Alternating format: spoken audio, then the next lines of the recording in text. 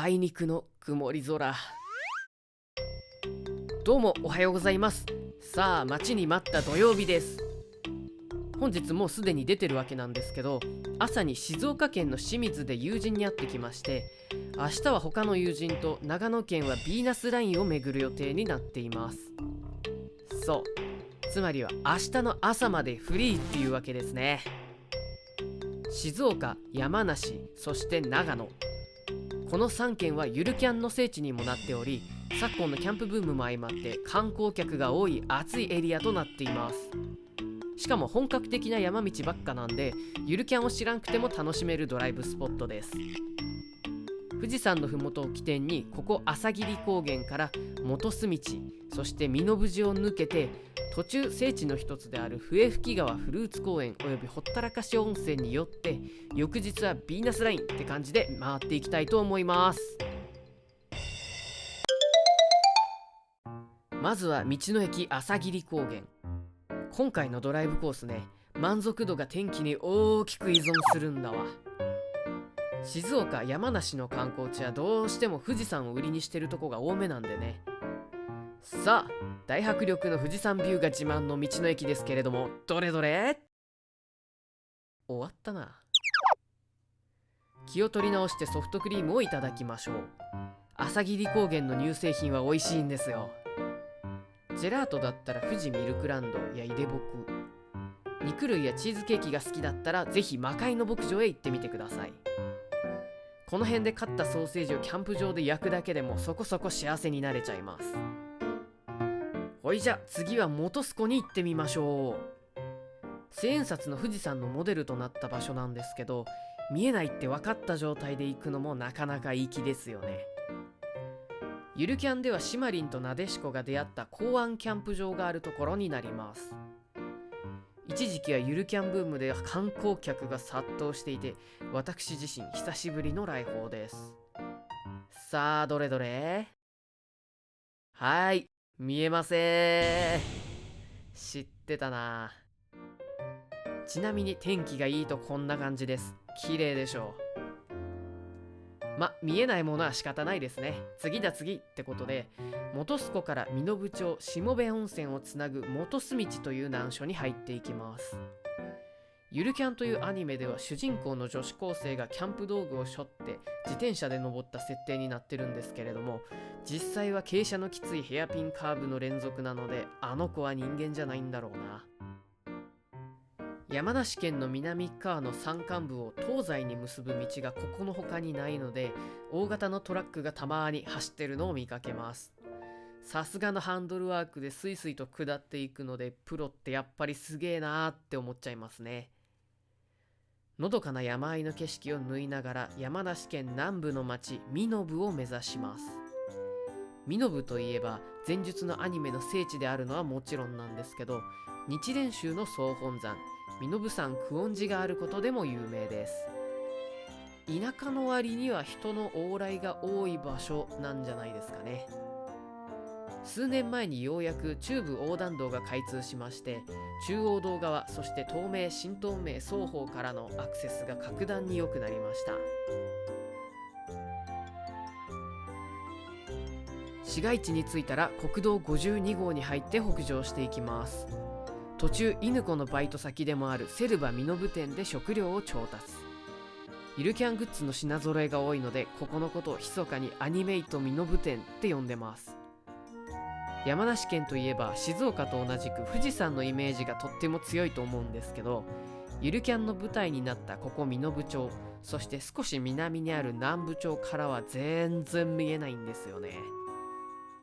静岡の浜松から引っ越してきた時のなでしこが、引っ越したら毎日富士山が見えるってことを期待していたがゆえに、かなりがっかりしている描写がありました。でも私はこの身延寺の町景色が大好きです。富士川沿いに続く穏やかな山あいの風景がたまんねえぜ。さて、道の駅富士川で少し休憩を取ります。ここは天気がいいと八ヶ岳連峰が拝めるんですけれども、お察しです。君は太平洋を見たか。僕は日本海が見たい。素敵なキャッチコピーですね。明日人と会う予定がなければ新潟にでも行ってしまいそうです。まずい、日が暮れそうだ。ちょっとのんびりしすぎましたね。本日ことごとく山景色が見れてないんで、夕景くらいは見たいじゃないのってことで、大急ぎで甲府の市街地を駆け抜け、甲府盆地の北側に位置するほったらかし温泉を目指していきます。ほったらかし温泉は関東の人なら知ってるような絶景を楽しめる露天風呂スタイルの温泉です。山梨は景色のいい温泉がいくつかあって、御霊の湯とかも有名なんですけど、ここが圧倒的に有名なんじゃないかな。甲府市や山梨市は富士山の北側に位置していて、盆地の名のごとく四方を山に囲まれた地形をしています。つまりこちらも基本富士山は見えないわけですね。ただ雲が少ない日に高台に行くことで山頂がひょっこり出て見えることがあります。ここほったらかし温泉は早朝から営業されているので、運次第ですけれども日の出、富士山、そして盆地の雲海みたいな贅沢セットまで行けちゃうかも。それが人気たるゆえんです。さあ富士山はおった、ついに見つけたぞ。神様ありがとう。私はこれで満足ですね。ここの温玉揚げが最高にうまいんですけど、財布の中身を見たら70円しか入ってなかった。クレカ、ペイペイ使えないんかーい。なんもできんやないかーい。 ATM なんて下山しないとないんだよな。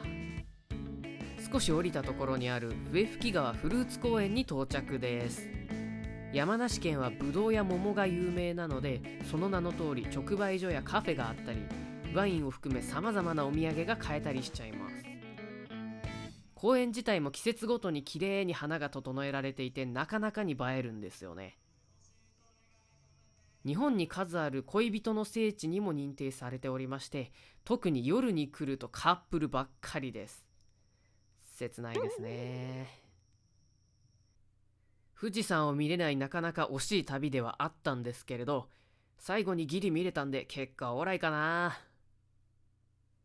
本日は車中泊ということで、快活クラブでシャワーを浴びたら買っておいた晩飯のお時間です。半額ですってよ奥さん。甘い味噌味の鶏肉で、これが意外とうまかったんだよね。アイスで締めたら道の駅まで移動して、そのまま爆睡でした。さあ朝です。長野県富士見町道の駅信州津滝宿は車中泊の方で満車状態でした。すごいよね。僕みたいなチビはハスラーでも十分ぐっすりでした。いつか車中泊動画も撮ってみたいんだよな。ヴィーナスラインはダイジェストでお送りしたいと思います。白樺湖からスタートしてスキー場がある車山を抜けてぐんぐんと進んでいきます。ちょっと空が曇ってるけど、秋のヴィーナスは寒すぎず、そしてススキが綺麗なんで個人的にはベストシーズンです。途中コロボックルヒュッテによって飲み物、ケーキ、そしてボルシチ。ケーキは初めて食べたんですけど甘すぎなくて美味しかったですね。ちなみにこちらもゆるキャンに登場しております。味、雰囲気ともにとってもおすすめなんですけど、休日は待ち列がすごくて、特に綺麗な霧ヶ峰の景色を見ながら食べられる外のテラス席が大人気です。そのまま霧ヶ峰を少し散策したら美ヶ原に向かってドーン。道がいちいち綺麗でよそ見したくなっちゃうんだよな。カーブは多いんですけど、昨日のヘアピン祭りとは違ってある程度スピードを出して軽快に走れるいい道です。ところどころに小さな展望台があるんで、平日ならアイシャーウィズ景色ないい写真が撮れちゃいます。休日は人が多くて難しいかな。道の駅美ヶ原高原は標高なんと 2000m、 言わずもがな最高度の道の駅です。